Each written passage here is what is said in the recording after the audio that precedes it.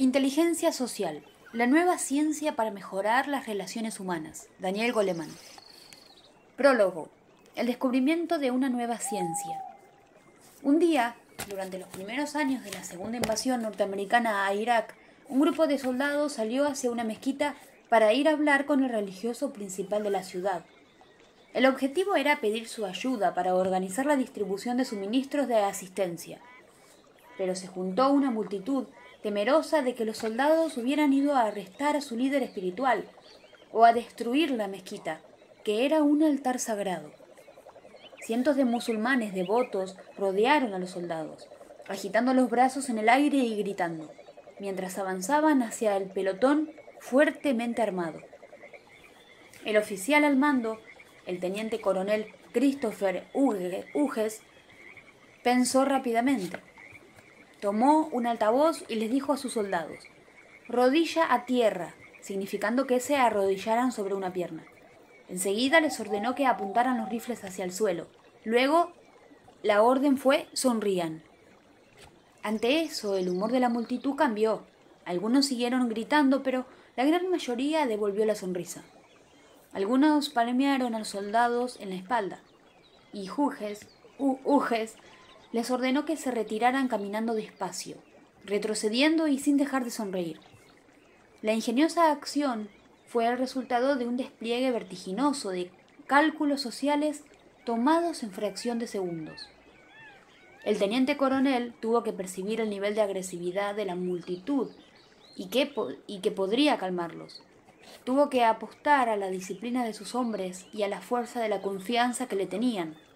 Y tuvo que apostar a que podría identificar el gesto exacto con el cual traspasar la barrera de la lengua y de la cultura. Todo lo cual culminó en esas decisiones instantáneas. La autoridad bien disciplinada, combinada con la aptitud para entender a las personas, distingue a los buenos funcionarios policiales y, por cierto, a los militares que se enfrentan a civiles con un alto grado de excitación. Sean cuales fueren nuestros sentimientos sobre la campaña militar en sí, ese incidente pone de manifiesto la brillantez social del cerebro, incluso en un incidente caótico y tenso. Lo que guió a Hughes a través de esta difícil coyuntura fueron los mismos circuitos neurológicos en los que confiamos cuando nos topamos con un desconocido potencialmente siniestro y decidimos en un instante correr o hacerle frente. Este radar interpersonal ha salvado a infinidad de personas a lo largo de la historia humana y sigue siendo crucial para nuestra supervivencia incluso hoy en día. En una nota menos urgente, los circuitos sociales de nuestro cerebro nos guían a través de todos los encuentros, ya sea en el campo de batalla, en el dormitorio o en el salón de ventas. Dichos circuitos se ponen en funcionamiento cuando dos enamorados se encuentran y se besan por primera vez, o cuando sentimos las lágrimas no derramadas. Explican el resplandor de una charla con un amigo en la que nos sentimos alimentados. Este sistema neurológico funciona en cualquier interacción en la que sea crucial encontrar la sintonía y el tiempo. Le da a un abogado la certeza de que sí quiere a determinada persona en un jurado. A un negociador esa certeza desde las entrañas que le dice que esa es la última oferta de una de las partes. A una paciente la certeza de que puede confiar en su médico. Explica la magia de una reunión cuando todos los asistentes dejan de revisar sus papeles, se tranquilizan y realmente escuchan lo que alguien está diciendo. Y ahora, la ciencia puede explicar en detalle el mecanismo neurológico que funciona en estos momentos. El cerebro social. En este libro apunto a descorrer el telón a una ciencia emergente, una ciencia que da a conocer casi todos los días sorprendentes percepciones de nuestro mundo interpersonal. El descubrimiento más fundamental de esta nueva disciplina es que estamos fabricados, conectados para relacionarnos. La neurociencia ha descubierto que el diseño mismo de nuestro cerebro lo hace sociable, inexorablemente atraído a un íntimo enlace cerebro a cerebro, cada vez que nos relacionamos con otra persona. Este puente nervioso nos permite hacer impacto en el cerebro y por ende en el campo de cualquier persona con la que interactuamos, así como hacen esas personas con nosotros. Incluso nuestros encuentros más rutinarios actúan como reguladores en el cerebro, preparando nuestras emociones, algunas deseables, otras no. Cuanto más fuerte nos relacionamos emocionalmente con alguien, mayor es la fuerza mutua. Nuestros intercambios más potentes se dan con esas personas con las que pasamos más tiempo todos los días, año tras año, en especial aquellos a quienes más queremos. Durante esos enlaces neurológicos, nuestros cerebros se entregan a una danza emocional, una danza de sentimientos. Nuestras interacciones sociales funcionan como moduladores, algo así como termostatos interpersonales que continuamente reacomodan aspectos clave de nuestra función cerebral, a medida que orquestan nuestras emociones.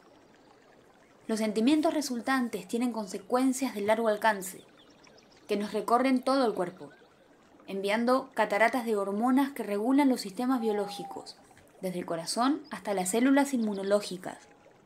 Algo tal vez más asombroso, la ciencia ahora rastrea conexiones entre las relaciones más estresantes y el funcionamiento de genes específicos que regulan el sistema inmunológico. Hasta un grado sorprendente, entonces, nuestras relaciones no solo moldean nuestra experiencia, sino también nuestra biología. El enlace cerebro a cerebro permite que nuestras relaciones más fuertes nos moldeen en asuntos tan frívolos como reírnos de las mismas bromas o tan profundos como qué genes se activan o no en las células T, los soldados de infantería del sistema inmunológico en la constante batalla contra las bacterias y los virus invasores. El enlace es una espada de doble filo. Las relaciones nutritivas tienen un impacto beneficioso sobre nuestra salud, mientras que las tóxicas pueden actuar como un veneno lento en nuestros cuerpos.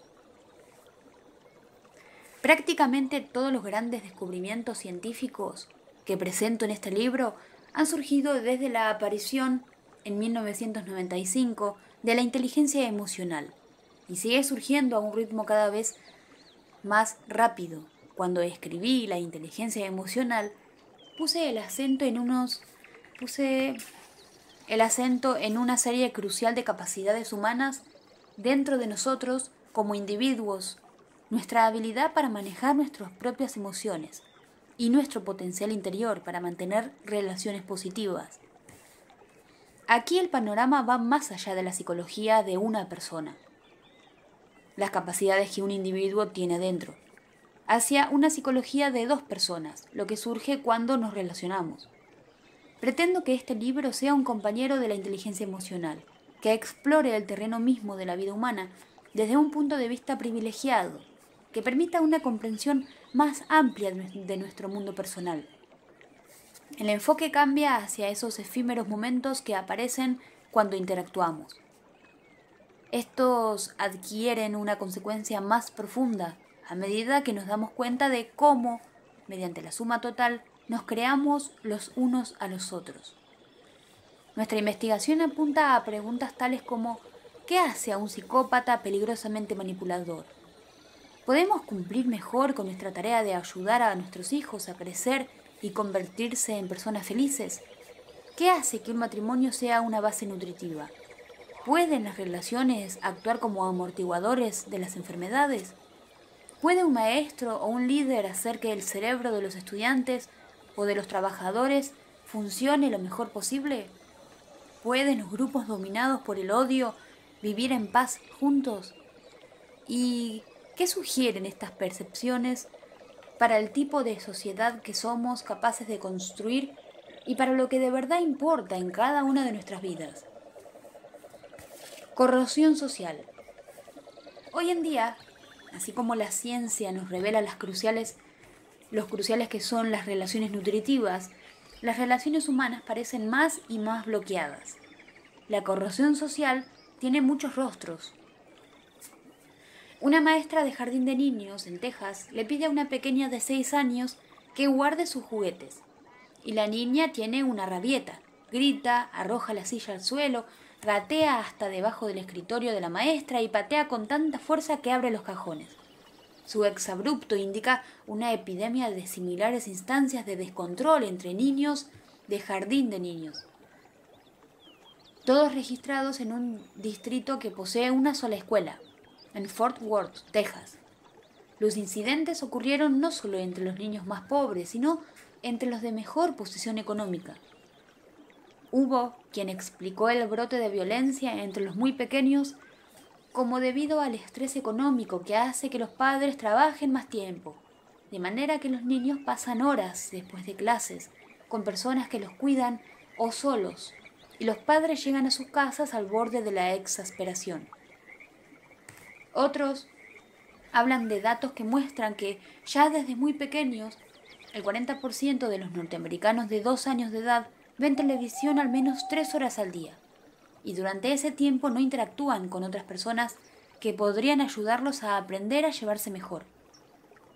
Cuanto más televisión ven, más rebeldes son cuando llegan a la edad escolar. En una ciudad alemana, un motociclista es arrojado al pavimento en un choque. Está tendido en el pavimento inmóvil. Los peatones pasan a su lado y los conductores lo miran mientras esperan a que cambie la luz. Pero nadie lo ayuda. Al fin, después de unos largos 15 minutos, el pasajero de un auto que se detiene antes de la luz baja la ventanilla y le pregunta al motociclista si está herido y si quiere que llame por teléfono celular para pedir asistencia. Cuando el accidente fue transmitido por una emisora, hubo un gran escándalo. En Alemania, todas las personas que poseen una licencia de conducir han sido entrenadas en primeros auxilios, precisamente para circunstancias como esta. Como dijo un médico de emergencias alemán, las personas se alejan cuando ven a otros en peligro. No parece importarles. En 2003, los hogares unipersonales pasaron a ser el modo de vivir más común en los Estados Unidos de América. Mientras que en un tiempo las familias se reunían al final del día, ahora a los hijos, los padres y los cónyuges se les hace cada vez más difícil pasar tiempo juntos. Bowling Alone, el aclamado análisis de Robert Putnam sobre el desgastante de la trama social norteamericana, habló de un declive del capital social en 2 décadas. Una manera de medir ese capital social en una sociedad es por la cantidad de reuniones públicas celebradas y de membresías en clubes. Mientras que en los 70 los tercios de los norteamericanos pertenecían a organizaciones que celebraban regularmente reuniones a las que estas personas asistían, esa cifra cayó alrededor de 1/3 en los 90. Estas cifras, decía Putnam, reflejaban una pérdida de relaciones humanas en la sociedad norteamericana. Desde entonces ha florecido un nuevo tipo de organización que aumentó de apenas 8.000 en los 50 a más de 20.000 a fines de los 90. Pero a diferencia de los antiguos clubes, con sus reuniones cara a cara y la continuidad de una red social, estas nuevas organizaciones mantienen a las personas distanciadas.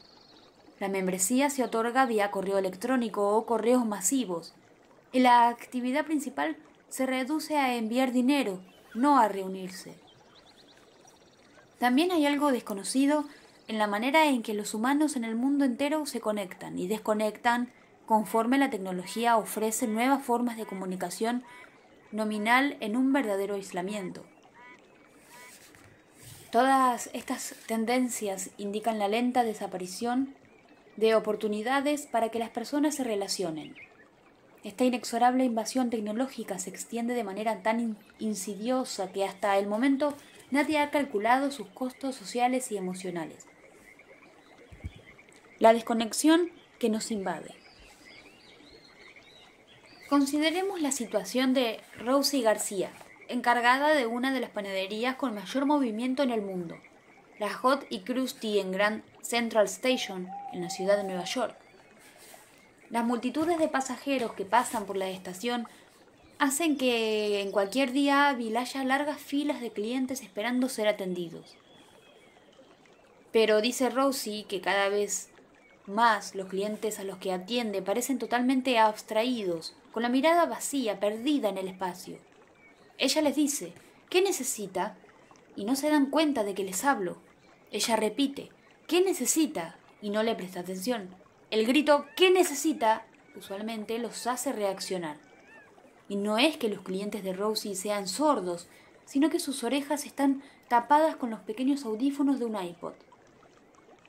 Están atontados, perdidos en cualquiera de los montones de melodías de su lista personalizada de preferidos, ignorantes de lo que sucede a su alrededor y, lo que es más importante, aislados de todos los que pasan a su lado. Claro que mucho antes de que el iPod, el Walkman y el teléfono celular cauterizaran a las personas que caminan por la calle, eliminando el contacto directo con el bullicio de la vida, el proceso comenzó con el automóvil, a saber, una manera de pasar por un espacio público absolutamente aislado por vidrio y media tonelada o más de acero y el sonido arrullador de la radio. Antes de que el automóvil se convirtiera en algo común, las maneras típicas de viajar, caminar o ser llevado por un caballo o por un carro tirado por un buey, mantenían a los viajeros en una cómoda proximidad con respecto al mundo humano a su alrededor. La caparazón unipersonal creada por los audífonos no hace más que intensificar el aislamiento social. Incluso aunque el que los lleve tenga un encuentro cara a cara, las orejas cerradas ofrecen una rápida excusa para tratar a la otra persona como un objeto, algo que se puede circunnavegar en lugar de alguien a quien reconocer como tal, o al menos en quien reparar.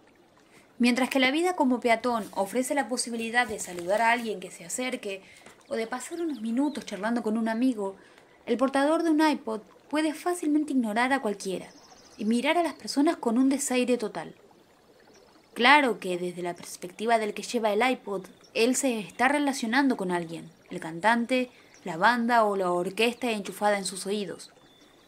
Su corazón late al unísono con el de ellos.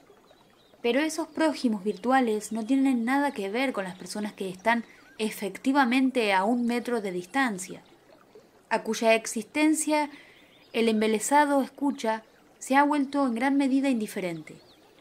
En tanto la tecnología absorbe a las personas en una realidad virtual, las adormece para los que están efectivamente a su alrededor. El autismo social resultante se suma a la lista vigente de consecuencias no deseadas de la continua invasión de las tecnologías en nuestras vidas cotidianas. La conexión digital constante significa que incluso cuando estamos de vacaciones, el trabajo nos acosa. Una investigación de trabajadores norteamericanos descubrió que durante sus vacaciones un 34% se conecta tanto con sus oficinas que regresan igual de estresados, si no más estresados que antes de irse. El correo electrónico y los teléfonos celulares trasponen barreras esenciales del tiempo privado con la familia. El teléfono celular puede sonar en un picnic con los niños o incluso en casa. Mamá o papá pueden ausentarse de la familia cuando todas las tardes diligentemente revisan su correo electrónico. Aunque en realidad los niños ni se dan cuenta, están concentrados en su propio correo electrónico, un juego en internet o la pantalla del televisor en su dormitorio. Un informe francés de una investigación realizada en todo el mundo entre 2.500 millones de espectadores en 72 países reveló que en el 2004 la gente pasaba un promedio de 3 horas y 39 minutos diarios viendo televisión. Japón tenía la cifra mayor, con 4 horas y 25 minutos, y Estados Unidos venía muy cerca en el segundo puesto. La televisión, como advirtió el poeta Eliot en 1963, cuando el medio nuevo por ese entonces se extendía a los hogares, permite que millones de personas escuchen la misma broma al mismo tiempo, y sin embargo continúen estando solas. Internet y el correo electrónico tienen el mismo impacto. Una investigación de 4.830 personas en Estados Unidos descubrió que para muchos Internet ha reemplazado a la televisión como la manera de pasar el tiempo libre. Las cifras, por cada hora pasada usando Internet, se disminuye en 24 minutos el contacto de la gente con los amigos, los compañeros de tareas y la familia. Nos mantenemos en contacto al alcance de la mano. Como dice Norman Nie, líder de estudios sobre Internet y director del Instituto Stanford para el Estudio Cuantitativo de la Sociedad, no nos pueden abrazar o besar por Internet. Neurociencia social. Este libro muestra hallazgos reveladores desde el nuevo campo de la neurociencia social.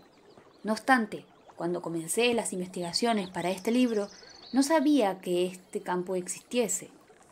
Al principio me atrapaba un artículo erudito por aquí, una noticia por allá, todo señalando a una comprensión científica más aguda de la dinámica neurológica de las relaciones humanas.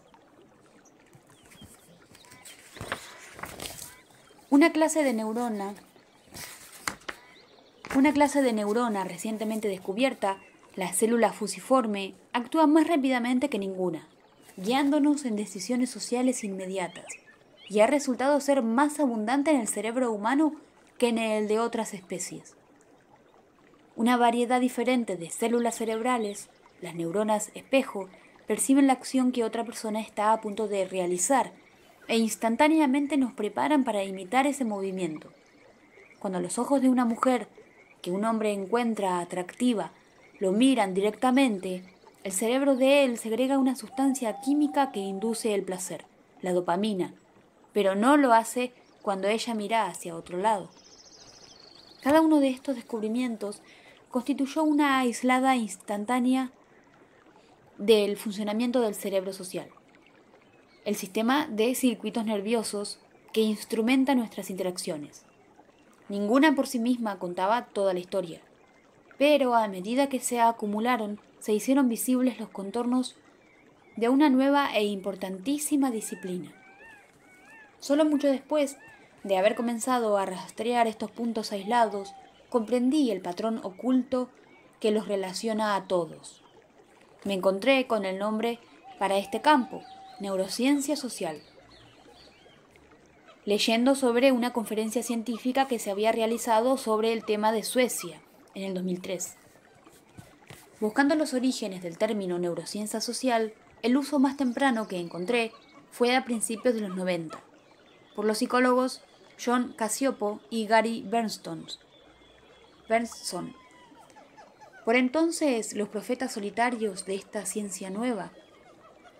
Cuando hablé con Cacioppo recientemente, recordó lo siguiente: había mucho escepticismo entre los neurocientíficos sobre estudiar cualquier cosa fuera del cráneo. La neurociencia del siglo XX creía que el comportamiento social era demasiado complejo para ser estudiado. En la actualidad, agrega Cacioppo, podemos comenzar en encontrarle sentido a cómo el cerebro dirige el comportamiento social y a su vez a cómo nuestro mundo social influye en nuestro cerebro y en nuestra biología. Actualmente, director del Centro de Neurociencia Cognitiva y Social de la Universidad de Chicago, Cacioppo ha presenciado un cambio radical. Este campo se ha convertido en un tema científico candente para el siglo XXI. Candente. Esta nueva disciplina ya ha comenzado a resolver algunos antiguos acertijos científicos.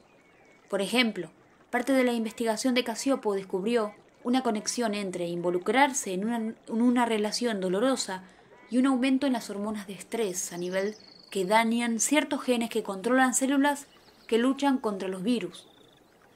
Una pieza faltante en esta trayectoria eran los senderos neurológicos que podían convertir problemas de relación en consecuencias biológicas, un tema central de la neurociencia social. Se ha formado una emblemática sociedad para la investigación en este nuevo campo. Los psicólogos y los neurocientíficos utilizan juntos la RM, resonancia magnética, una máquina para tomar imágenes cerebrales que hasta ahora solía utilizarse para diagnósticos clínicos en los hospitales. La resonancia magnética utiliza poderosos magnetos para producir una descripción asombrosamente detallada del cerebro. Los que utilizan llaman a la resonancia magnética magnetos.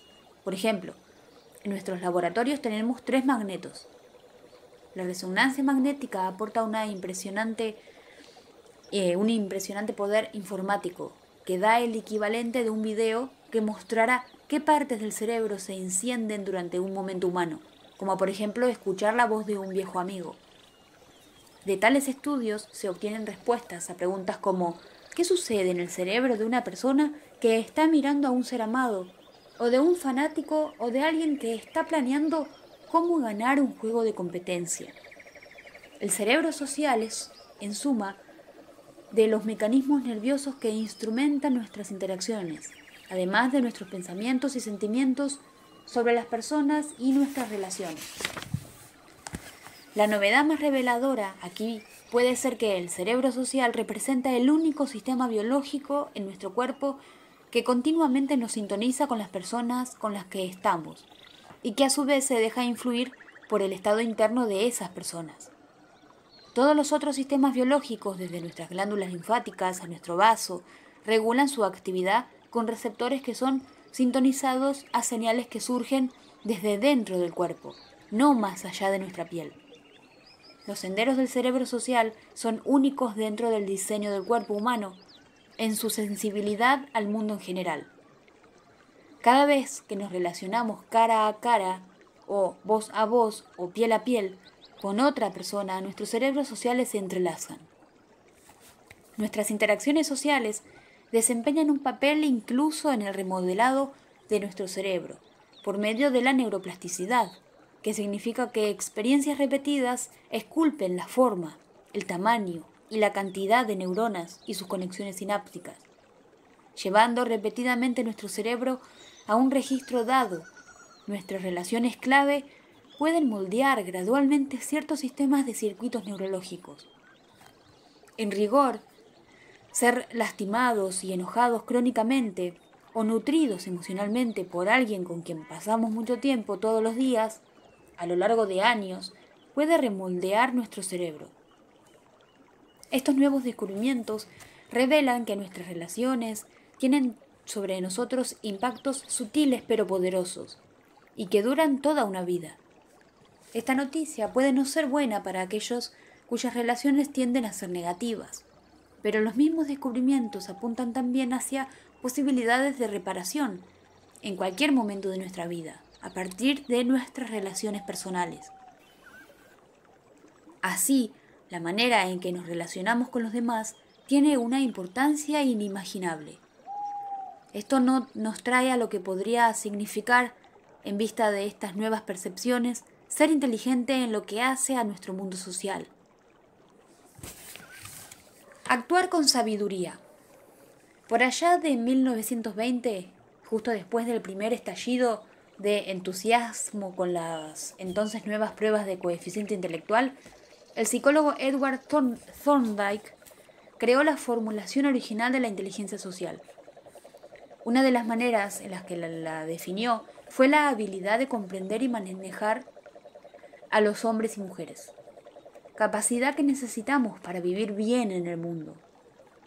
Pero esa definición por sí misma también da pie a que se considere la pura manipulación como la marca del talento interpersonal. Incluso algunas de las descripciones de la inteligencia social no ofrecen distinción entre las rudas aptitudes de un estafador y los actos genuinos de solidaridad que enriquecen las relaciones saludables. En mi opinión, ser manipulador, valorando solo lo que funciona para una persona a expensas de otra, no debe considerarse inteligencia social. Podemos, en cambio, pensar en la inteligencia social como un término abreviado para cuando somos inteligentes no sobre nuestras relaciones, sino en nuestras relaciones. Este concepto ensancha el foco de la inteligencia social desde una visión unipersonal a una perspectiva de dos personas, desde las habilidades dentro de un individuo a lo que surge cuando una persona entra en una relación. Expandir de este modo nuestro enfoque nos permite ver más allá de lo individual para comprender lo que verdaderamente sucede cuando las personas interactúan, y también para mirar más allá del estrecho interés personal hacia el mejor interés de los demás.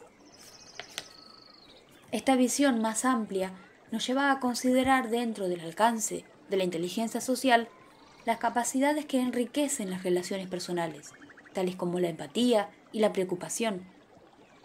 De manera que en este libro considero un segundo principio, más amplio que Thorndike también propuso para nuestra aptitud social: actuar sabiamente en las relaciones humanas. La respuesta social del cerebro exige que seamos sabios, que nos demos cuenta de que ya no solo nuestro estado de ánimo, sino nuestra biología misma es dirigida y moldeada por las otras personas que están en nuestras vidas, y a su vez exige que nos hagamos cargo de cómo nosotros afectamos las emociones y la biología de otras personas. En rigor de verdad, podemos tener la medida de una relación en términos del impacto de una persona sobre nosotros y de nosotros sobre ella. La influencia biológica que pasa de una persona a otra sugiere una nueva dimensión de una vida bien vivida. Comportarnos de maneras que resulten beneficiosas incluso a este nivel sutil para aquellos con quienes nos relacionamos. Las relaciones en sí mismas adquieren un nuevo significado, por lo que debemos pensar en ellas de manera radicalmente diferentes. Las implicaciones van más allá de un pasajero interés teórico. Nos obligan a reevaluar cómo vivimos nuestras vidas. Pero antes de explorar estas grandes implicaciones, volvamos al principio de esta historia, la sorprendente facilidad con la que nuestros cerebros se entrelazan, apareciendo nuestras emociones como un virus.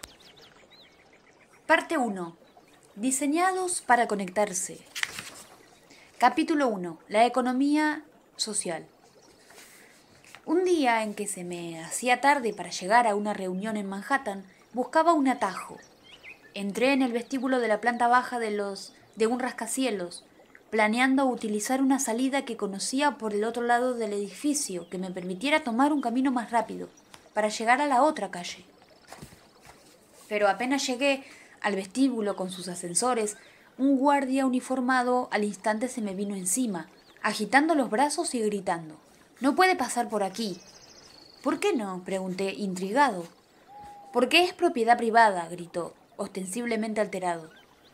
Al parecer, sin querer, había entrado en una zona de seguridad no identificada. Sería conveniente, sugerí en un tembloroso intento para introducir algo de razonamiento en la conversación, que hubiera un cartel en la puerta que dijera no pasar. Mi comentario lo enojó más todavía. «¡Salga de aquí!», me gritaba. Alterado, me batí en retirada y la ira del hombre me revolvió las entrañas durante varias cuadras más. Cuando alguien nos arroja sus sentimientos tóxicos a la cara, explota en ataques de ira o de amenazas, demuestra disgusto o desdén, activa en nosotros un sistema de circuitos para esas mismas desagradables emociones. Su acción tiene una potente consecuencia nerviosa. Las emociones son contagiosas. Nos pescamos emociones fuertes de la misma manera que nos pescamos un rinovirus, de modo que podemos pescarnos el equivalente emocional de un resfrío. Toda interacción tiene un subtexto emocional. Junto con lo que sea que estemos haciendo, podemos hacernos sentir un poco mejor los unos a los otros, o incluso muchísimo mejor, o un poquito peor, o muchísimo peor, como me sucedió a mí. Más allá de lo que surge en el momento, podemos retener un estado de ánimo que permanezca con nosotros mucho después del final del encuentro directo, un dejo emocional o, en mi caso, un ceñudo remanente emocional. Estas transacciones tácticas son lo que equivale a una economía emocional. Las ganancias y pérdidas internas que experimentamos con una persona determinada o en una conversación determinada o en un día determinado. Al fin del día, el balance neto de sentimientos que hemos intercambiado en gran medida determina qué tipo de día, bueno o malo, sentimos que hemos tenido. Participamos en esta economía interpersonal cada vez que una interacción social desemboca en una transferencia de sentimiento, lo que sucede virtualmente siempre. Este judo interpersonal tiene infinitas variantes, pero todas se reducen a nuestra habilidad para cambiar el estado de ánimo de otra persona y la suya para cambiar el nuestro. Cuando yo te hago fruncir el entrecejo, evoco en ti un toque de preocupación. Cuando tú me haces sonreír, me siento feliz. En este intercambio clandestino, las emociones pasan de persona a persona, desde afuera hacia adentro, y es de desear que para bien. Se da una luz de contagio emocional cuando entramos en un estado tóxico simplemente por estar cerca de la persona errada en el momento errado. Yo fui una víctima inocente de la furia de ese guardia de seguridad. Como el fumador pasivo, la filtración de emociones puede hacer de un espectador la víctima inocente del estado tóxico de otra persona. En momentos como el que yo pasé con el guardia, cuando nos enfrentamos a la ira de alguien, nuestro cerebro automáticamente revisa para verificar si esto augura un futuro peligro. La hipervigilancia resultante es dirigida fundamentalmente por la amígdala. Una razón en forma de almendra, una zona en forma de almendra en el cerebro medio que es detonante para la respuesta de lucha, huida o congelamiento ante el peligro. De toda la gama de sentimientos, el miedo es el que despierta más poderosamente a la amígdala. No confundir la amígdala aquí descrita con la amígdala que está en la garganta. Cuando la alarma lo impulsa, el amplio sistema de circuitos de la amígdala comanda puntos clave en todo el cerebro, guiando nuestros pensamientos, atención y percepción hacia lo que fuere que nos ha provocado miedo. Instintivamente nos volvemos más atentos a los rostros de las personas que nos rodean. Buscamos sonrisas o seños que nos den un sentido mejor de cómo interpretar las señales de peligro o que pudieran indicar las intenciones de alguien. Esta vigilancia intensificada, que es impulsada por la amígdala, aumenta nuestra alerta a pistas emocionales en los otros. Ese foco intensificado a su vez evoca más poderosamente los sentimientos de los demás en nosotros, lubricando el contagio. Así es que en nuestros momentos de temor aumenta nuestra susceptibilidad a las emociones de otra persona. En términos generales, la amígdala actúa como un radar para que el cerebro, llamando la atención a lo que fuere que sea nuevo, que nos llame la atención o que veamos como importante y que merezca que aprendamos más al respecto. La amígdala opera el primer sistema de advertencia del cerebro, examinando todo lo que sucede, siempre vigilante a la espera de hechos emocionalmente relevantes, en especial amenazas en potencia. Si bien el papel de la amígdala, como centinela y detonante ante situaciones de peligro, es historia antigua para la neurociencia, lo que se ha descubierto recientemente es su papel social, como parte de una serie de sistemas nerviosos distribuidos para el contagio emocional. El camino bajo, central de contagio. Un hombre, a quien los médicos llaman paciente X, sufrió 2 ataques que le destruyeron las conexiones entre los ojos y el resto del sistema cerebral para la visión en la corteza visual. Aunque los ojos podían recibir las señales, el cerebro no podía descifrarlas, ni siquiera registrar su llegada. El paciente X estaba completamente ciego, o eso parecía. En pruebas en las que se le mostraron al paciente X diversas formas tales como círculos y cuadrados o fotos de rostros de hombres y mujeres, él no tenía idea de lo que sus ojos estaban mirando. Sin embargo, cuando se le mostraron fotos de personas con expresiones airadas o felices, de pronto pudo adivinar las emociones expresadas en un porcentaje mayor al que podría resultar de la casualidad. Pero, ¿cómo? Las tomografías cerebrales tomadas al paciente X mientras adivinaba los sentimientos revelaron una alternativa a los senderos usuales de visión que van desde el ojo al tálamo, donde todos los sentidos primero entran en el cerebro y luego pasan a la corteza visual. La segunda ruta envía información directamente desde el tálamo a la amígdala. El cerebro tiene dos, derecha e izquierda. Entonces la amígdala extrae el significado emocional de los mensajes no verbales, ya sea un entrecejo fruncido, un súbito cambio de postura, una alteración en el tono de voz, incluso microsegundos antes de que sepamos lo que estamos mirando. Aunque la amígdala tiene una sensibilidad exquisita para tales mensajes, su cableado no proporciona un acceso directo a los centros del habla. En este sentido, la amígdala es literalmente muda.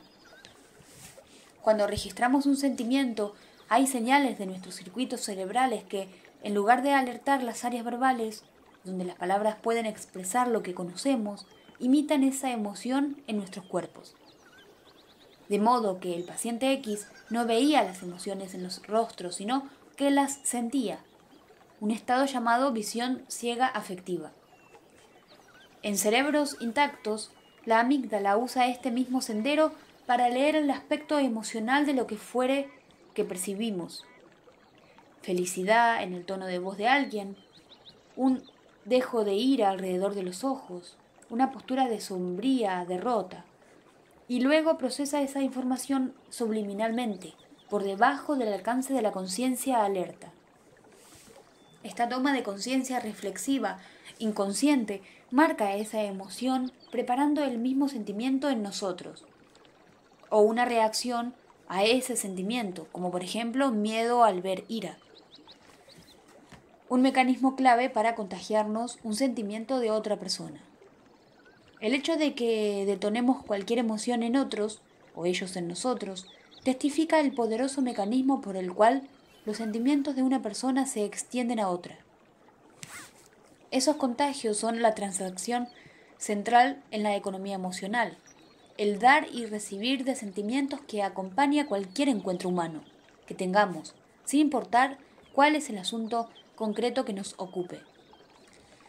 Consideremos, por ejemplo, un cajero en el supermercado de barrio cuya charla animada contagia a cada uno de los clientes. Siempre hace reír a la gente, hasta los más tristes salen sonriendo. Las personas como ese cajero actúan como el equivalente emocional de las Zeitgebers, esas fuerzas de la naturaleza que incorporan nuestros ritmos biológicos a su propio ritmo. Contagios de este tipo pueden suceder con muchas personas al mismo tiempo, como cuando un público lagrimea en una escena trágica de una película, o sutilmente cuando el tono de una reunión se tensa. Aunque podamos percibir las consecuencias visibles de este contagio, no prestamos atención a cómo se aparecen las emociones. El contagio emocional ejemplifica lo que podemos llamar el camino bajo del cerebro en funcionamiento. El camino bajo es un sistema de circuitos que funciona por debajo de nuestra conciencia, automáticamente, sin esfuerzo y a una gran velocidad. Casi todo lo que hacemos parece estar manejado por inmensas redes nerviosas que operan por vía del camino bajo, en especial en nuestra vida emocional. Cuando nos atrae un rostro atractivo o percibimos el sarcasmo en un comentario, debemos agradecerle al camino bajo. El camino alto, por el contrario, pasa por sistemas nerviosos que trabajan más metódicamente y paso a paso, con un esfuerzo deliberado. Tenemos conciencia del camino alto, que nos da al menos algo de control sobre nuestra vida interior, que el camino bajo nos niega. Cuando sopesamos las maneras de acercarnos a esa persona atractiva o buscamos una réplica adecuada al sarcasmo, tomamos el camino alto. Podemos ver el camino bajo como húmedo, destilando emoción, mientras que el camino alto es relativamente seco, fríamente racional. En el camino bajo circulan sentimientos al rojo vivo. El camino alto opera, en cambio, con un entendimiento considerado de lo que está sucediendo. El camino bajo nos permite sentir inmediatamente algo en relación con otra persona. El camino alto puede pensar sobre lo que sentimos. Normalmente se entrelazan sin costuras. Nuestras vidas sociales están gobernadas por la interacción de estos dos modos. Una emoción puede pasar de una persona a otra en silencio, sin que nadie se dé cuenta conscientemente. porque el sistema de circuitos de ese contagio está en el camino bajo. Para simplificar más, el camino bajo utiliza un sistema de circuitos neurológicos que pasa a través de la amígdala y nódulos automáticos similares, mientras que el camino alto envía información a la corteza prefrontal, el centro ejecutivo del cerebro, que contiene nuestra capacidad de intencionalidad. Podemos pensar lo que nos está sucediendo. Los dos caminos registran información a velocidades muy diferentes. El camino bajo es más rápido que preciso. El camino alto, si bien es más lento, puede ayudarnos a llegar a una visión más acertada de lo que está sucediendo. El camino bajo es rápido y sucio. El camino alto es lento pero seguro. En palabras del filósofo del siglo XX, John Dewey, uno funciona diciendo: vamos adelante, primero actuemos y después pensemos, mientras que el otro es más cauteloso y observador. La diferencia de tiempos entre estos dos sistemas, en los que el emocionalmente instantáneo es varias veces más rápido que el más racional, nos permite tomar decisiones instantáneas que más tarde podríamos lamentar o tener que justificar. Cuando el camino bajo ha reaccionado, a veces lo único que le resta por hacer al camino alto es arreglarse con lo que hay. Como escribió irónicamente el escritor de ciencia ficción Robert Heinlein, el hombre no es un animal racional, sino un animal racionalizador. Impulsores de estados de ánimo. Recuerdo una ocasión en la que, estando de paseo por cierta región del país, me sorprendió agradablemente el tono de la voz grabada en el teléfono que me informaba: no se puede realizar la comunicación solicitada. Aunque resulte difícil creerlo, la calidez de este sencillo mensaje grabado me produjo una vibración de buenos sentimientos, debido en gran parte a mis años de irritación ante el mismo mensaje grabado por una voz computarizada que tenía la empresa telefónica regional de mi zona. Por alguna razón, los técnicos que programaron el mensaje, diciendo que un tono áspero y mandón era el adecuado, tal vez como castigo inmediato para quien marcaba un número incorrecto. Yo había llegado a rechazar el tono ofensivo de ese mensaje grabado. Me despertaba la imagen de un entrometido excesivamente remilgado y rezongón. Siempre, aunque fuera por un momento, me ponía de mal humor. El poder emocional de señales tan sutiles puede ser sorprendente. Consideremos un ingenioso experimento realizado con estudiantes voluntarios de la Universidad de Würzburg, Alemania. Los estudiantes escucharon una voz grabada que leía un material académico sumamente árido, una traducción al alemán del ensayo filosófico sobre la comprensión humana, del filósofo británico David Hume. La grabación venía en dos versiones, feliz o triste, pero con inflexiones tan sutiles que los voluntarios no sabían de la diferencia hasta no escucharlas.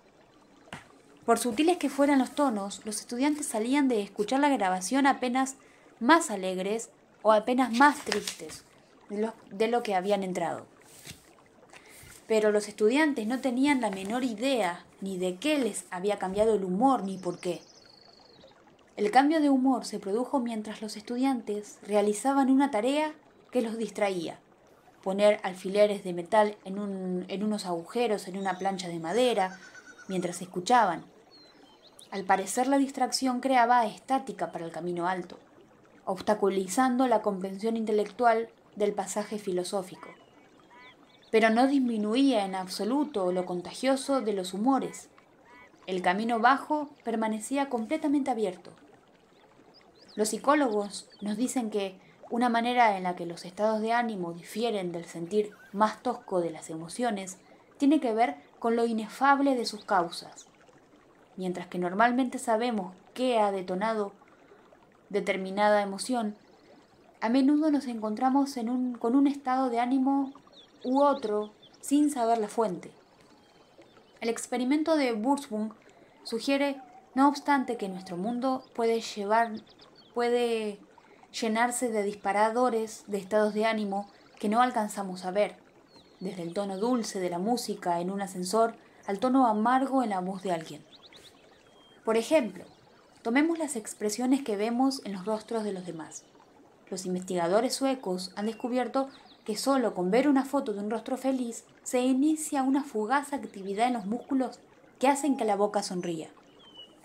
De hecho, cada vez que vemos la fotografía de alguien cuyo rostro transmite una emoción fuerte como tristeza, desagrado o alegría, nuestros músculos faciales automáticamente comienzan a reflejar la expresión facial del otro. Esta imitación de espejo nos abre a sutiles influencias emocionales de los que nos rodean, agregando un carril al puente cerebro a cerebro entre las personas. Una persona especialmente sensible adopta este contagio con más facilidad que otra, aunque los insensibles pueden llegar a tener el más tóxico de los encuentros. En todo caso, la transacción por lo general no es detectada. Imitamos la felicidad de un rostro sonriente, modificando nuestros músculos faciales hasta esbozar una sutil sonrisa, aunque podemos no tomar conciencia siquiera de haber visto la sonrisa. Esta ligera sonrisa imitada puede no ser obvia al ojo desnudo, pero los científicos que monitorean los músculos faciales rastrean con claridad tales reflejos emocionales. Es como si nuestro rostro estuviera siendo preparado, alistándose para exhibir la emoción. Esta imitación tiene una cierta consecuencia biológica, dado que nuestras expresiones faciales disparan dentro de nosotros los sentimientos que exhibimos. Podemos despertar a cualquier emoción disponiendo intencionalmente nuestros músculos faciales para ese sentimiento. Ponga un lápiz entre los dientes y obligará a su rostro a sonreír, lo que simultáneamente evocará un sentimiento positivo. Edgar Allan Poe tenía una comprensión intuitiva de este principio. Escribió: cuando deseo averiguar lo bueno o malo que es alguien o cuáles son sus pensamientos en un momento determinado, adapto la expresión de mi rostro, lo más ajustadamente posible, de acuerdo con la expresión del suyo, y entonces espero a ver qué pensamientos o sentimientos surgen en mi mente o en mi corazón, para encajar o corresponder con esa expresión. Emociones contagiosas. La escena, París, 1895. Un puñado de almas aventureras han osado entrar a presenciar una exhibición de los hermanos Lumière, pioneros de la fotografía. Por primera vez en la historia, los hermanos están presentando en público una foto en movimiento, una breve película que muestra en absoluto silencio un tren que llega a una estación escupiendo vapor y avanzando hacia la cámara. La reacción del público, gritan de terror y se meten debajo de los asientos. La gente nunca antes había visto fotos en movimiento. Ese público absolutamente inocente no podía evitar registrar como real el fantasmal espectro de la pantalla. El hecho más mágico y poderoso en la historia del cine puede haber sido esos primeros momentos en París, porque ninguno de los espectadores se dio cuenta de que lo que el ojo veía era apenas una ilusión. En lo que hacía a ellos y al sistema perceptivo de sus cerebros, las imágenes de la pantalla eran la realidad. Como señala un crítico cinematográfico, la impresión dominante de que esto es real es una parte fundamental del poder primitivo de esa forma de arte, incluso hoy en día. Ese sentido de la realidad continúa atrapando al público del cine porque el cerebro responde a la ilusión creada por las películas con el mismo sistema de circuitos con que responde a la vida misma. Incluso en la pantalla las emociones son contagiosas. Algunos de los mecanismos neurológicos puestos en juego en el contagio pantalla-espectador fueron identificados por un equipo de investigación israelí que mostró fragmentos del Spaghetti Western de la década de los 70, el bueno, el malo y el feo, a un grupo de voluntarios a una resonancia magnética.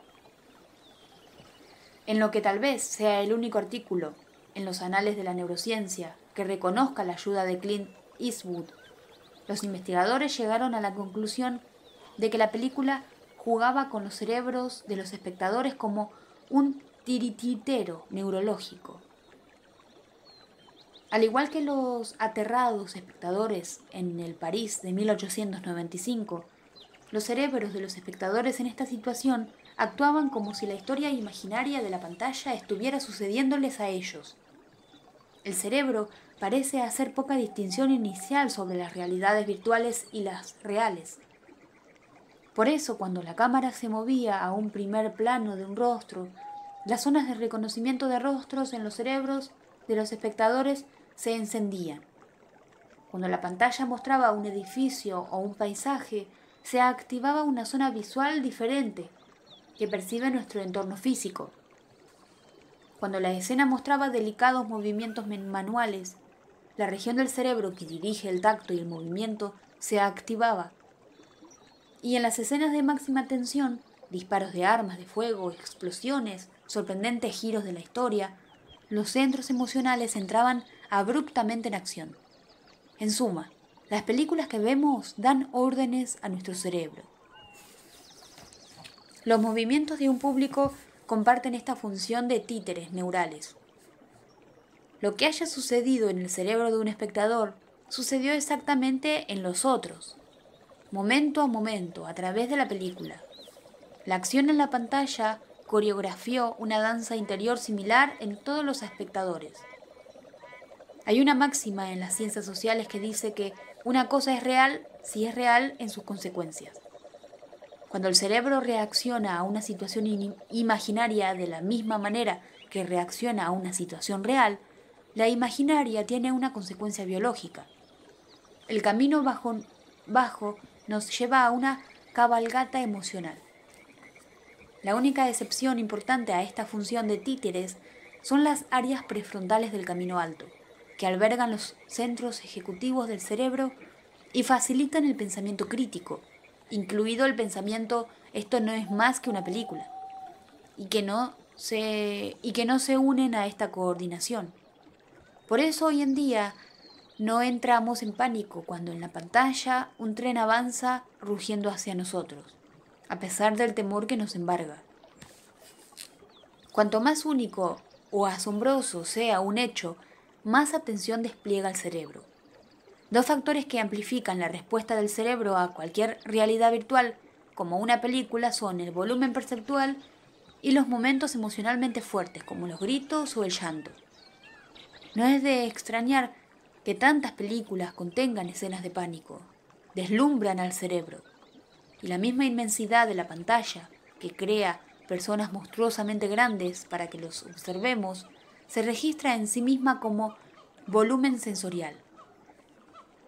Sin embargo, los estados de ánimo son tan contagiosos que podemos captar un dejo de emoción de algo tan fugaz como el asomo de una sonrisa o de un ceño, o tan árido como la lectura de un pasaje filosófico. Un radar para la falta de sinceridad. Dos mujeres, perfectas desconocidas, acababan de ver un documental desgarrador, una película sobre las conmovedoras consecuencias humanas de los bombardeos nucleares en Hiroshima y Nagasaki durante la Segunda Guerra Mundial. Ambas mujeres se sintieron profundamente perturbadas por lo que habían visto, y una combinación de asco, ira y tristeza las colmaba por dentro. Pero cuando comenzaron a hablar sobre lo que sentían, sucedió algo extraño. Una de las mujeres fue absolutamente franca sobre sus sentimientos, mientras que la otra reprimió sus emociones, simulando indiferencia. A la primera mujer le pareció que la segunda, extrañamente, no había tenido la menor reacción emocional. En realidad parecía abstraída y ausente. Así exactamente debía ser la conversación. Ambas mujeres eran voluntarias en un experimento de la Universidad de Stanford sobre las consecuencias sociales de la represión emocional. Se había instruido a una de las mujeres para que ocultara sus verdaderos sentimientos. Comprensiblemente, la abierta emocionalmente se sintió desconectada de su compañera cuando hablaron. De hecho, tuvo la impresión de que jamás querría a esta persona de amiga. La que reprimió sus verdaderos sentimientos se sintió tensa e incómoda durante la conversación, distraída y preocupada. Significativamente, su presión arterial aumentaba a ritmo parejo a medida que se desarrollaba la conversación. Reprimir sentimientos tan perturbadores paga un precio fisiológico. Su alta presión arterial reflejó el esfuerzo emocional. Pero he aquí la gran sorpresa. La mujer que era tan abierta y honesta mostró el mismo aumento permanente en la presión sanguínea, como la que reprimía sus sentimientos. La tensión no era solo palpable, sino además contagiosa. La franqueza es la respuesta por defecto del cerebro. Nuestro cableado nervioso transmite el más mínimo de nuestros estados de ánimo a los músculos del rostro, haciendo nuestros sentimientos visibles al instante. La exhibición de emoción es automática e inconsciente, por lo que su represión exige de un esfuerzo consciente. Ser insinceros sobre lo que sentimos, tratar de ocultar nuestro miedo o nuestra ira, exige un esfuerzo activo y rara vez alcanza su objetivo de perfección. Por ejemplo, una amiga me dijo que supo la primera vez que habló con un hombre al que le subalquiló su departamento que no tendría que confiar en él. Y cierto, la semana en la que ella tenía que regresar a su casa, él le dijo que no se iría. Entretanto, ella no tenía dónde ir.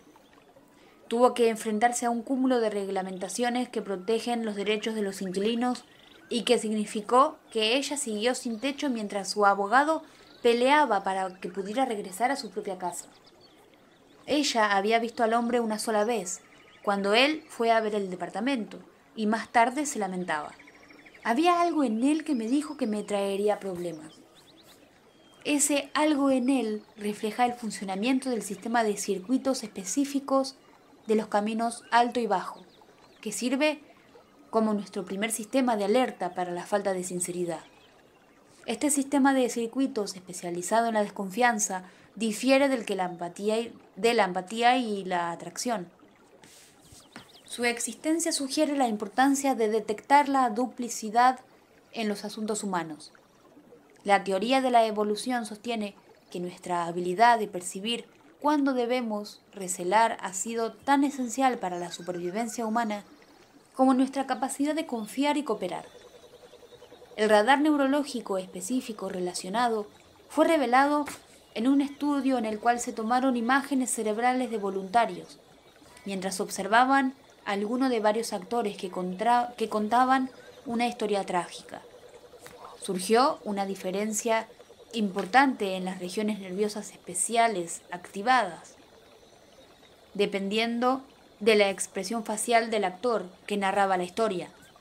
Si el rostro del actor mostraba la tristeza adecuada, la amígdala del espectador y los circuitos relacionados con la tristeza se activaban.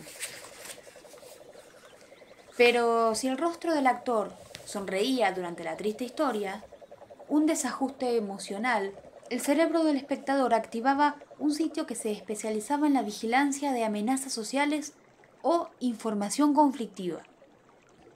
En este caso, los espectadores sentían desagrado por la persona que contaba la historia.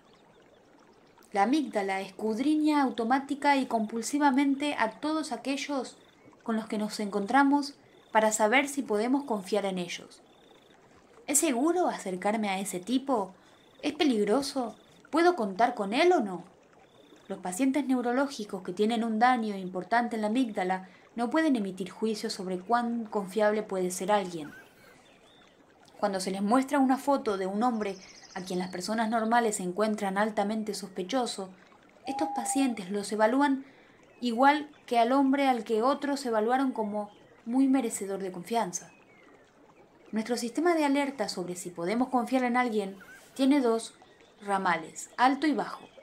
El camino alto opera cuando intencionalmente juzgamos si alguien puede ser digno de confianza. Pero una evaluación continua impulsada por la amígdala tiene lugar sin nuestra conciencia. Pensemos conscientemente o no en el tema. El camino bajo trabaja para mantenernos a salvo. La caída de un Casanova. Giovanni Bigliotto tenía un inmenso éxito como Don Juan. Su encanto le deparaba una conquista romántica tras otra. Bien, no exactamente una tras otra. En realidad estuvo casado con varias mujeres al mismo tiempo. Nadie sabe con certeza cuántas veces se casó Bigliotto, pero pudo haberse casado con 100 mujeres a lo largo de su carrera romántica, que efectivamente parecía una carrera.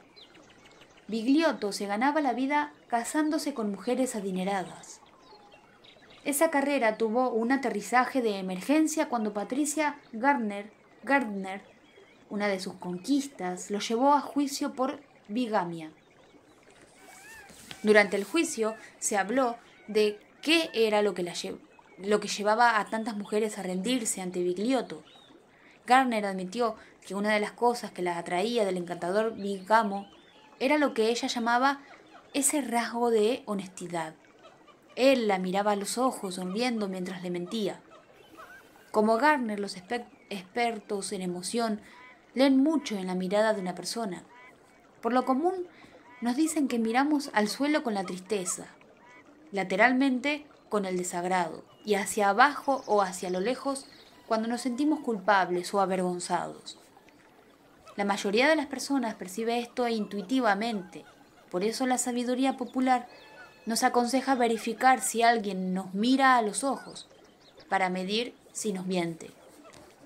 Bigliotto, como muchos artistas de la falsedad, parece que lo sabía muy bien y era tan habilidoso que les dirigía una conexión de los ojos aparentemente sincera a sus víctimas románticas. Él tramaba algo, pero tal vez fuera más la construcción de la relación que una mentira. La mirada, cree en lo que te estoy diciendo, revela en realidad poco sobre si alguien nos está diciendo la verdad. Según Paul Ekman, un experto a nivel mundial en detectar mentiras a partir de la actitud de una persona. En sus años de estudiar cómo expresamos las emociones en nuestros músculos faciales, Ekman se fascinó con los modos de detectar mentiras. Su ojo avisor para encontrar sutilezas faciales detectaba discrepancias entre las máscaras de las emociones falseadas de una persona y la filtración de lo que en realidad sentía. El acto de mentir demanda una actividad consciente e intencional en el camino alto, que maneja los sistemas de control ejecutivo que mantienen a nuestras palabras y nuestros hechos por el buen camino. Como señala Ekman, los mentirosos le prestan más atención a la elección de las palabras, censurando lo que dicen, y menos a la elección de la expresión facial. Esa supresión de la verdad exige esfuerzo mental y tiempo. Cuando una persona miente en respuesta a una pregunta, comienza su respuesta alrededor de 0,2 de segundo después de lo que hace una persona que dice la verdad. Ese espacio apunta al esfuerzo de armar bien la mentira y a manejar los canales emocionales y físicos por los cuales la verdad podría filtrarse sin ser advertida. Mentir bien exige concentración. El camino alto es el sitio para este esfuerzo mental. La atención es una capacidad limitada y mentir exige una dosis adicional. Esta distribución extra de recursos neurológicos deja la zona prefrontal con menos recursos para llevar a cabo otra tarea. Inhibir las exhibiciones involuntarias de emoción que pudieran traicionar esa mentira. Las palabras, por sí solas, pueden delatar una mentira, pero la mayor parte de las veces la pista de que alguien nos está engañando será una discrepancia entre sus palabras y la expresión facial. Como cuando alguien nos asegura que se siente estupendamente bien, al tiempo que un temblor en la voz nos revela su angustia. No hay un detector de mentiras 100% seguro, me dijo Ekman, pero se puede detectar ciertos detalles, puestos en los que las emociones de una persona no encajan con sus palabras. Esas señales de un esfuerzo mental extra piden ser examinadas. Las razones de la falta pueden ir de un simple nerviosismo a una mentira descarada. Los músculos faciales son controlados por el camino bajo, la elección de mentir por el camino alto. En una mentira emocional, el rostro delata lo que se dice. El camino alto oculta, el camino bajo revela. Los circuitos del camino bajo ofrecen múltiples carriles en el puente silencioso que nos conecta cerebro a cerebro. Esos circuitos nos ayudan a navegar las multitudes de nuestras relaciones. Detectan, por ejemplo, en quién confiar o a quién evitar. Asimismo, pueden contagiar buenos sentimientos como una infección. Amor, poder y empatía. En un fluir interpersonal de emoción, el poder importa. Sucede en las parejas.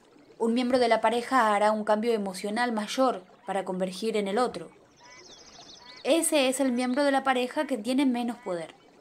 Medir el poder relativo dentro de una pareja presenta temas complejos. Pero en una relación romántica el poder puede evaluarse burdamente, en términos prácticos como qué miembro de la pareja tiene más influencia sobre cómo se siente el otro respecto de sí mismo o sí misma, o cuál de los dos tiene más peso en la toma conjunta de decisiones sobre temas tales como las finanzas o hacer las elecciones sobre los detalles de la vida cotidiana. Por ejemplo, ir a una fiesta o no. Claro que las parejas negocian tácticamente qué miembro tendrá más poder en qué dominio, siendo que uno puede ser dominante en, digamos, finanzas y el otro en los temas sociales. En el reino de las emociones, sin embargo, el miembro menos poderoso hará, en general, los mayores ajustes internos para la convergencia emocional. Esos ajustes pueden percibirse mejor si un miembro de un dúo toma intencionalmente una posición emocional neutra, como sucede con los psicoterapeutas. Donde los tiempos de Freud, los psicoterapeutas han notado, desde los tiempos de Freud, los psicoterapeutas han notado que sus propios cuerpos reflejan emociones que sienten sus pacientes. Si un paciente llora ante un recuerdo doloroso, el terapeuta sentirá que le brotan las lágrimas. Si el paciente está aterrado por un recuerdo traumático, el terapeuta sentirá el miedo en la boca del estómago. Freud señaló que el sintonizante con su propio cuerpo da a los psicoanalistas una ventana hacia el mundo emocional de sus pacientes. Si bien casi cualquiera puede detectar emociones que se expresan arbitrariamente, los grandes psicoterapeutas van un paso más allá, percibiendo matices emocionales de pacientes que no han permitido a esos sentimientos llegar ni siquiera a sus conciencias. Pasó casi un siglo después de que Freud notara esas sensaciones, sutilmente compartidas, antes de que los psicólogos desarrollaran un método seguro para rastrear esos cambios simultáneos en la fisiología de dos personas durante una conversación común. El descubrimiento surgió con nuevos métodos estadísticos y la fuerza de la informática. Esta última permitió a los investigadores analizar un inmenso número de datos, los latidos del corazón, por ejemplo, durante una interacción en vivo. Estos estudios revelaron, por ejemplo, que cuando una pareja casada discute, el cuerpo de cada uno de los miembros tiende a imitar las perturbaciones del otro. A medida que avanza el conflicto, se llevan el uno al otro a estados de ira, dolor y tristeza en aumento. Descubrimiento científico que no sorprenderá a nadie. Más interesante fue lo que hicieron los investigadores matrimoniales. Grabaron un video a las parejas en medio de una discusión y luego invitaron a completos desconocidos a ver esas grabaciones y a adivinar qué emoción sentía uno de los miembros de la pareja a medida que transcurría la discusión. Cuando los voluntarios tomaban sus decisiones, sus propias fisiologías seguían las que estaban observando. Cuanto más poderosamente hacía el desconocido la mímica de la persona a la que observaba, más certero era el sentido de lo que esa persona sentía, efecto muy marcado en el caso de emociones negativas como la ira. La empatía, percibir las emociones del otro, parece ser tanto fisiológica como mental. y se construye al compartir el estado interior de otra persona. Esta danza biológica ocurre cuando cualquiera siente empatía con otra persona. El que experimenta la empatía comparte sutilmente el estado fisiológico de la persona con la que está sintonizando. Las personas cuyos propios rostros mostraron las expresiones más fuertes fueron los más acertados al juzgar los sentimientos de otros. El principio general: cuanto más similar es el estado fisiológico de dos personas en un momento dado, más fácilmente pueden percibir los sentimientos que cada uno de ellos tiene. Cuando nos sintonizamos con alguien, no podemos evitar sentir junto con ellos, aunque sea sutilmente. Resonamos de manera tan similar que sus emociones nos penetran, aunque no lo queramos. En breve, las emociones que atrapamos tienen consecuencias, y esto nos da una buena razón para comprender cómo alterarlas en beneficio. Capítulo 2. Una receta para la afinidad. Una sesión de psicoterapia ya está bastante avanzada. El psiquiatra está sentado en un sillón de madera, formal y rígido. La paciente está hundida en un sofá de cuero con aspecto vencido. No están en sintonía. El psiquiatra ha cometido un error terapéutico, una interpretación fuera de orden de lo que la paciente acababa de decir. Ofrece una disculpa. Me preocupaba hacer algo que interrumpiera el tratamiento. No, comienza a decir la paciente. El terapeuta la interrumpe y hace otra interpretación. La paciente comienza a responder y el terapeuta se lo impide porque sigue hablando. Finalmente, cuando puede introducir una palabra, la paciente comienza a quejarse de todo lo que tuvo que soportar durante años de su madre. Una indirecta sobre lo que el terapeuta acaba de hacer. Y así continúa la sesión, un tanto caótica, desafinada y desincronizada. Ahora cambiemos a otro paciente y otro psicoterapeuta en medio de una sesión. En un momento de intensa afinidad, el paciente número 2 acaba de decirle a su terapeuta que el día anterior le propuso matrimonio a su novia de años, ahora su prometida. El terapeuta había pasado meses ayudándolo a explorar y superar sus temores a la intimidad, para que acumulara el coraje necesario de comprometerse en la relación. De manera que ambos comparten este momento de triunfo. El estado de ánimo de ambos es alegre, terapeuta y paciente están exultantes. Su afinidad es tan intensa que la postura y los movimientos se reflejan como si hubieran sido coreografiados intencionalmente. Cuando el terapeuta mueve un pie y luego el otro, inmediatamente el paciente hace lo mismo. Hay algo peculiar en estas dos sesiones terapéuticas, ambas registradas en video. Dos cajas rectangulares de metal, colocadas como componentes de un equipo musical, están entre terapeuta y paciente, y de ellas salen cables que llevan a una agarradera de metal que cada uno de ellos tiene en la yema del dedo. Los cables del terapeuta y del paciente alimentan una corriente de lecturas que revelan sutiles cambios en la respuesta de su sudor mientras hablan. Las sesiones fueron parte de un estudio sobre la oculta danza biológica que se desliza como un componente subterráneo en las acciones cotidianas. Los videos de las sesiones psicoterapéuticas describen esas continuas lecturas como una línea ondulante que flota bajo cada persona, azul para el paciente y verde para el terapeuta. Las líneas ondulan con las emociones que se elevan y descienden. Durante los momentos de ansiedad e irritación de la primera sesión, las dos líneas se mueven como pájaros nerviosos y sus altibajos van por carriles privados. Son un retrato de la falta de conexión. Pero durante la afinidad de la segunda sesión, las líneas vuelan como pájaros de formación, hechas un bello ballet de movimientos coordinados. Cuando dos personas sienten una afinidad, las líneas se deslizan y lo revelan. Su fisiología misma se sintoniza. Estas sesiones de terapia son la vanguardia de los métodos para estudiar la actividad del cerebro, de otro modo invisible, mientras las personas se relacionan. Aunque la respuesta del sudor puede parecer alejada del cerebro, algo de ingeniería del sistema nervioso central, nos permite hacer un juicio muy aproximado sobre cuáles estructuras del cerebro hacen qué cosa durante esos encuentros interpersonales.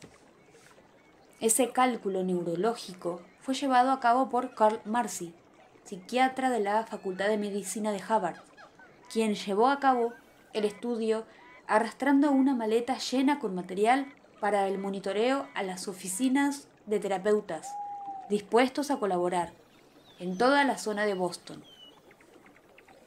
Marcy se ha unido a un selecto grupo de pioneros que están encontrando maneras ingeniosas para cruzar lo que en un tiempo fue una barrera impenetrable para la ciencia del cerebro, el cráneo. Hasta ahora, la neurociencia ha estudiado un cerebro a la vez, pero ahora se están analizando dos cerebros al mismo tiempo, revelando un dueto neurológico, ni soñado hasta el momento, entre cerebros durante la interacción de dos personas. Marcy ha extraído de sus datos lo que él llama un logaritmo para la empatía, una interacción específica de la respuesta del sudor de dos personas mientras disfrutan una interacción. Ese logaritmo reduce a una ecuación matemática el patrón preciso de la fisiología de dos personas en el pico de esa afinidad, cuando uno se siente comprendido por el otro. El resplandor del simpático. Recuerdo haber sentido hace años una afinidad como esta de la que hablamos, en la oficina de Robert Rosenthal, mi profesor de método estadístico, cuando yo era un graduado de psicología en Harvard. Bob, como lo llamábamos todos, era considerado el profesor más agradable de todo el departamento. Cada vez que alguno de nosotros iba a ver a Bob a su oficina, fuera cual fuese nuestra razón y sin que importara la angustia con la que nos presentáramos, salíamos sintiendo que habíamos sido escuchados, comprendidos y casi mágicamente nos sentíamos mejor. Bob tenía el don de elevar emocionalmente, pero a nadie llamaba la atención el hecho de que Bob fuera tan propenso a diseminar un estado de ánimo benigno. Su campo científico eran los lazos no verbales que construyen la afinidad. Años más tarde, Bob y un colega publicaron un artículo que revelaba los ingredientes básicos de la magia en las relaciones. La receta para la afinidad. La afinidad existe solo entre las personas. La reconocemos cuando una relación es agradable, comprometida y fluida. Pero la afinidad importa mucho más allá de esos fugaces momentos placenteros. Cuando las personas sienten afinidad, pueden ser más creativas juntas y más eficientes para la toma de decisiones. Ya se trate de una pareja que planea el itinerario de sus vacaciones o de gerentes que planean una estrategia comercial. La afinidad es buena y genera el armonioso brillo de ser simpático, un sentido de la amistad en el que cada persona siente la calidez, la comprensión y la sinceridad de la otra. Estos sentimientos mutuos de simpatía fortalecen los lazos entre ellas, aun cuando sean temporales. Rosenthal ha descubierto que esta relación especial siempre incluye 3 elementos: atención mutua, sentimientos positivos, compartidos y un dueto no verbal bien coordinado.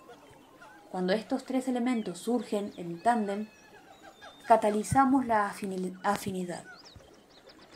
La atención compartida es el primer ingrediente esencial. Cuando dos personas atienden lo que el otro dice y hace, generan una sensación de interés mutuo, un foco conjunto que actúa como un pegamento de la percepción. Una atención así, mutua, impulsa sentimientos compartidos. Un indicador de la afinidad es la empatía mutua. Ambas personas experimentan ser experimentados. Así nos sentíamos cuando hablábamos con Bob. Él estaba totalmente presente para nosotros. Nos prestaba una atención absoluta. Esto hace la diferencia entre una mera naturalidad social y una completa afinidad. En la naturalidad social, nos sentimos cómodos, pero no tenemos la sensación de que la otra persona está sintonizando nuestros sentimientos. Rosenthal hablaba de un estudio en el que se ponían a las personas en parejas. Uno de los dos, que trabajaba en secreto con los investigadores, tenía lo que parecía un dedo entabillado. En determinado momento parecía que se lo volvía a lastimar. Si la otra persona estaba mirando a la supuesta víctima a los ojos cuando ésta se hería, esa persona se encogía imitando la expresión de dolor de aquella. Pero las personas que no estaban mirando a la víctima tenían muchas menos probabilidades de encogerse, aunque tuvieran conciencia del dolor del otro. Cuando nuestra atención está dividida, nos desintonizamos un poquito. Nos perdemos detalles cruciales, en especial emocionales. Mirarse a los ojos abre un camino para la empatía. La atención no es en sí misma suficiente para la afinidad. El siguiente ingrediente son los buenos sentimientos, evocados en gran medida a través del tono de voz y la expresión facial. Al construir un sentido positivo, los mensajes no verbales que enviamos pueden importar más que lo que decimos. Notablemente, en un experimento en el que los gerentes de una compañía les dieron a unos empleados una evaluación nada halagadora, mientras que al mismo tiempo daban muestras de sentimientos cálidos hacia ellos por medio de la voz y la expresión, los que recibían las críticas se sintieron no obstante positivos sobre toda la interacción. La coordinación o sincronía es el tercer ingrediente clave para la afinidad en la fórmula de Rosenthal. Nos coordinamos con mayor fuerza vía sutiles canales no verbales como lo son el ritmo de una conversación y nuestros movimientos corporales. Las personas en una situación de afinidad se ven animadas y expresan sus emociones libremente. Su disponibilidad de respuesta es espontánea, inmediata, tiene el aire de una danza cuidadosamente coreografiada, como si el llamado y la respuesta de la interacción hubieran sido planeados con intención. Los ojos se encuentran y los cuerpos se acercan, aproximando las sillas. Hasta las narices se acercan más de lo común durante la conversación. Se sienten cómodos con silencios de más de 1 o 2 segundos. Cuando falta la coordinación, una conversación será incómoda, con respuestas a desatiempo o pausas embarazosas. La gente se mueve en la silla o se queda inmóvil. Tales desajustes hunden la afinidad. En sincronía. En un restaurante hay una mesera por quien todo el mundo quiere ser atendido. Tiene la extraña habilidad de adaptarse al estado de ánimo y el ritmo de sus clientes, deslizarse hacia la sincronía.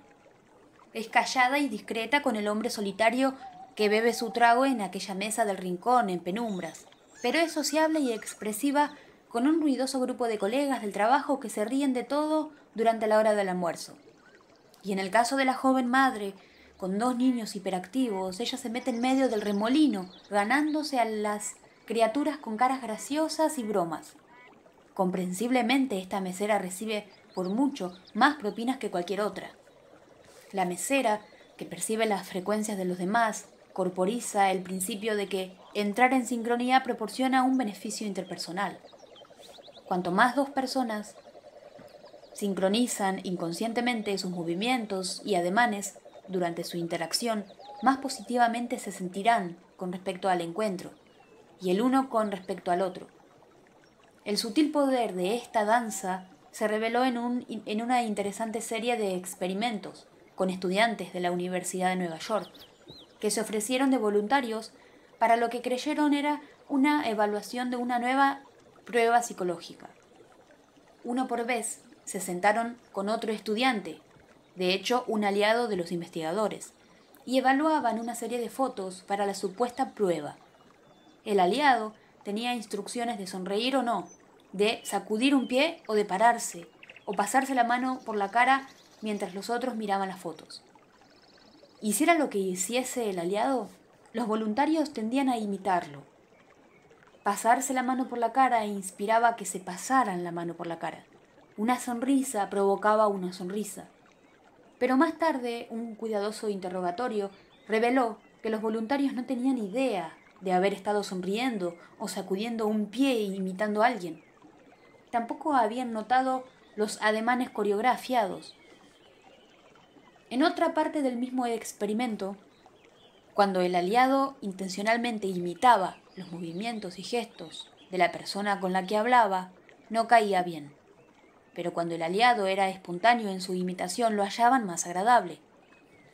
En contra de los consejos de los libros más populares sobre el tema, ajustarse a alguien intencionalmente, imitando la posición de sus brazos, digamos, o adoptar su postura, no aumenta en sí mismo la afinidad. La sincronía mecánica y falsa se siente como errada. Los psicólogos sociales han descubierto una y otra vez que cuanto más dos personas hacen de manera natural movimientos emparejados, simultáneos, a un tiempo similar, o coordinados de otra manera, mayores son sus sentimientos positivos. Si miramos desde lejos a dos amigos que hablan y no podemos oír lo que dicen, podemos observar mejor su fluir no verbal, una elegante orquestación de movimientos, un fluido intercambio del ritmo para hablar, del turno para hablar, incluso coordinación de la mirada.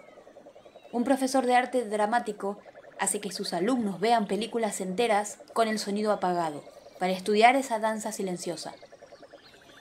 El lente de un científico puede revelar lo que el ojo desnudo no detecta, la manera en la que, cuando habla uno de los amigos, la respiración del otro entra sutilmente en un ritmo complementario.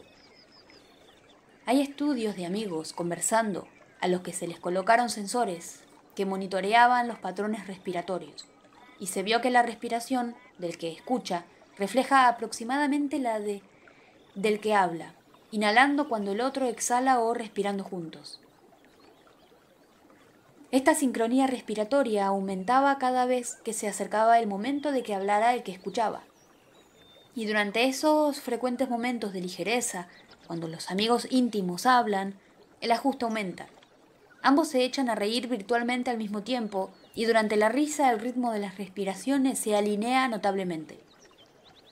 La coordinación ofrece un amortiguador social durante un encuentro cara a cara, siempre que la sincronía continúe mediante el entramado de los movimientos. Un momento que de otro modo habría sido embarazoso será fluido. Esta tranquilizadora armonización tiende a continuar durante momentos difíciles como las pausas largas, las interrupciones y el hablar simultáneamente. Incluso cuando una conversación decae o cae en el silencio, la sincronía física mantiene la sensación de que la interacción, de todos modos, persiste. La sincronía telegrafía un entendimiento o un acuerdo tácito entre hablante y escucha.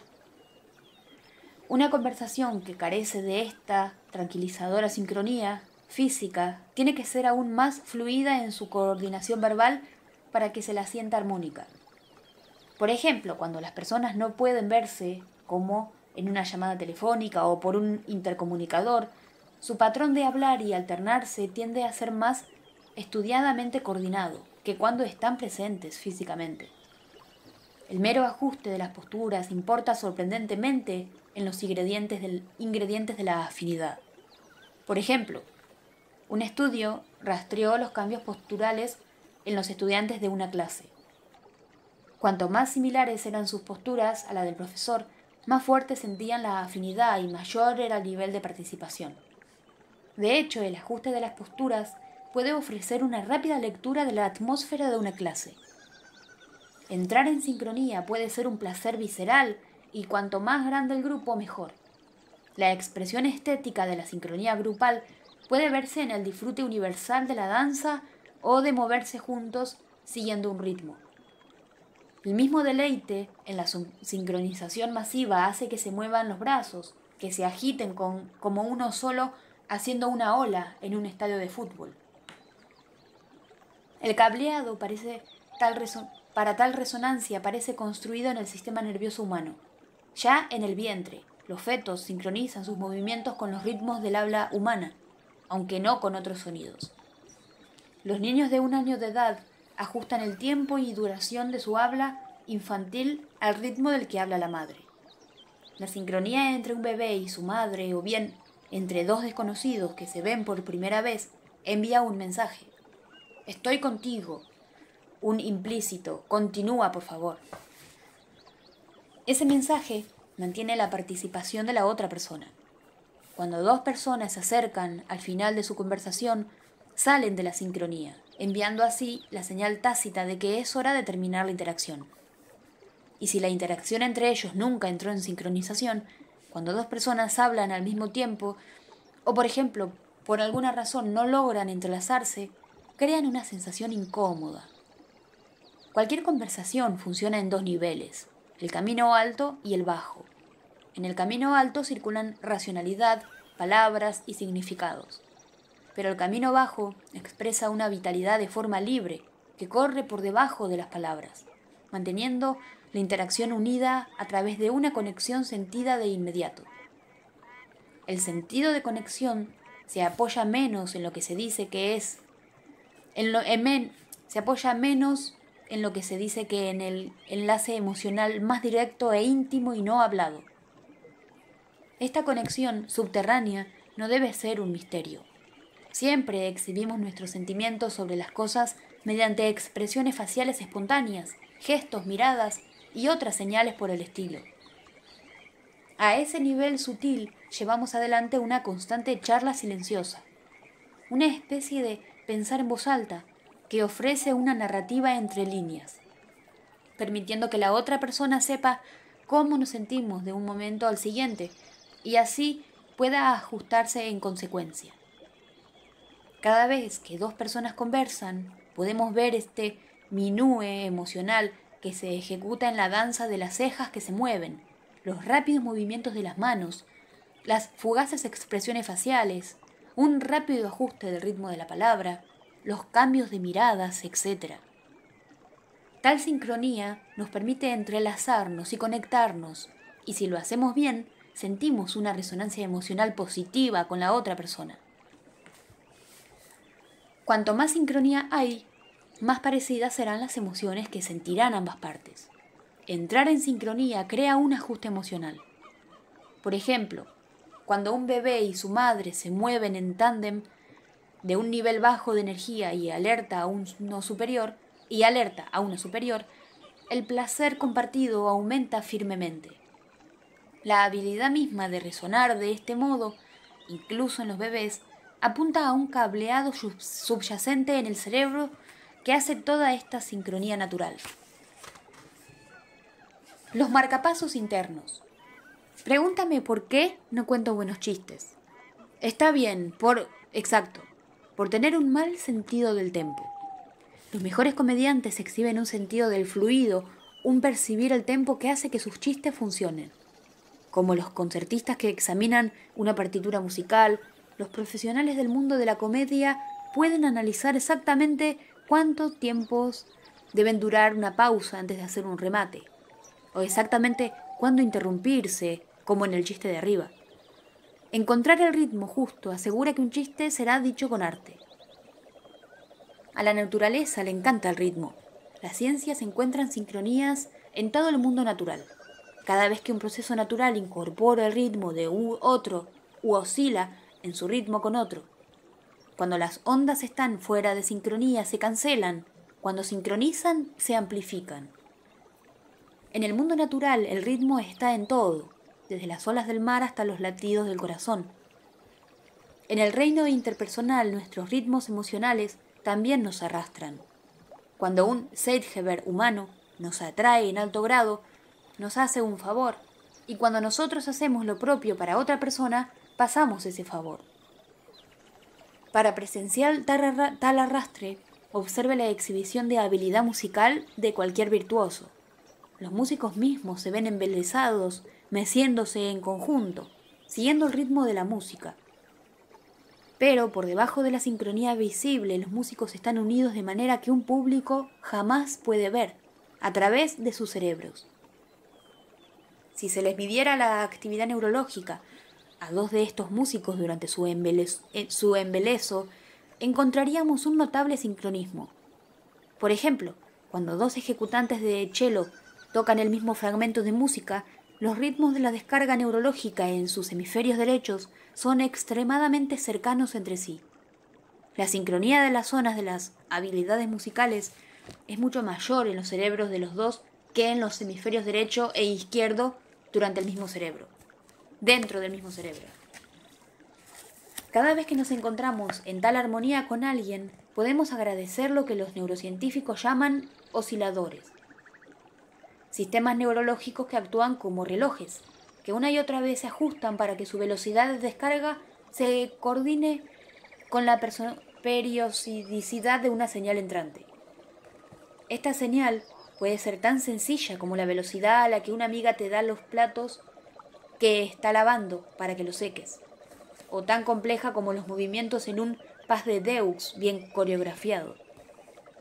Si bien damos por sentada esa coordinación diaria, se han desarrollado elegantes modelos matemáticos para describir los logaritmos que permiten ese microentrelazado. Esa matemática neurológica se aplica cada vez que cronometramos el tiempo de nuestros movimientos hacia el mundo exterior. No solo con otras personas, sino también, digamos, cuando interceptamos una pelota de fútbol a máxima velocidad o bateamos una bola a 40 km por hora. Los matices rítmicos y la sincronía fluida de incluso las mínimas interacciones pueden ser tan notablemente complejas como la coordinación improvisada de jazz. Si tales conexiones fueran ciertamente solo para, digamos, asentir con la cabeza, no nos sorprenderíamos, pero el arrastre va más lejos. Consideremos las muchas maneras de entrelazar los movimientos. Cuando dos personas están concentradas en una conversación, sus movimientos corporales parecen rastrear el ritmo mismo y la estructura de su habla. Un análisis cuadro por cuadro de parejas hablando revela cómo los movimientos de cada persona puntúan el ritmo de su conversación, y las acciones de la cabeza y las manos coinciden con los puntos de afirmación y de vacilaciones en el habla. Notablemente, estas sincronías cuerpo a habla suceden en una fracción de segundo, mientras estas sincronías pueden operar cuando hablamos con alguien. Nuestros propios pensamientos no pueden rastrear la complejidad de la danza. El cuerpo es el títere del cerebro y el reloj del cerebro de su tic-tac en milisegundos, o incluso los más diminutos milisegundos, mientras que el procesamiento consciente de información y nuestros pensamientos al respecto van a paso lento, a segundos por vez. Sin embargo, fuera de nuestro tema de toma de conciencia, nuestro cuerpo sincroniza con los sutiles patrones de quien quiera que sea la persona con quien nos relacionemos. Incluso un poco de visión periférica ofrece suficiente información sobre un enlace cuerpo a cuerpo para establecer una oscilación acoplada. Una sincronía interpersonal tácita. Puede que note esto cuando camina con alguien. Minutos después de iniciada la caminata, ambos estarán moviendo manos y piernas en perfecta armonía, como dos péndulos que se balancean libremente y entran en sincronía. Los osciladores evocan el equivalente de la copla de Alicia en el País de las Maravillas. Ven, bailan, ve, baila, ve, baila. Cuando estamos con otra persona, estos marcadores de ritmo nos ponen en sincronía inconscientemente, como la fluidez con que los enamorados se acercan para un abrazo, o se toman de la mano en el instante en que echan a caminar por la calle.